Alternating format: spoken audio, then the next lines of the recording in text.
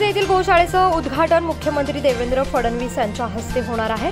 करंज येथील गोवर्धन गोशाळा ही खरी संकल्पना माझ्या नातवांच्या प्रेरणेतून मिळाली असल्याचं खासदार नारायण राणे यांनी सांगितलंय। त्यांना गाईला दररोज चारा घालून शाळेत जाण्याची आवड लागली होती। या गोशाळेचा एकूण परिसर 73 एकरचा असून त्यामध्ये 23 एकरमध्ये ही गोशाळा बांधण्यात आली आहे। करंज येथील या गोशाळेचं 11 मे रोजी दुपारी 1 वाजता मुख्यमंत्री देवेंद्र फडणवीस यांच्या हस्ते उद्घाटन होणार आहे।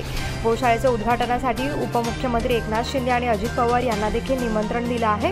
तर गाईचं संवर्धन करण्यासाठी गोवर्धन गोशाळा काम करेल असा विश्वास माजी मुख्यमंत्री तथा खासदार नारायण राणे यांनी व्यक्त केलाय। करंज येथील गोशाळेची पत्रकारांना खासदार नारायण राणे यांनी माहिती देखील दिली आहे।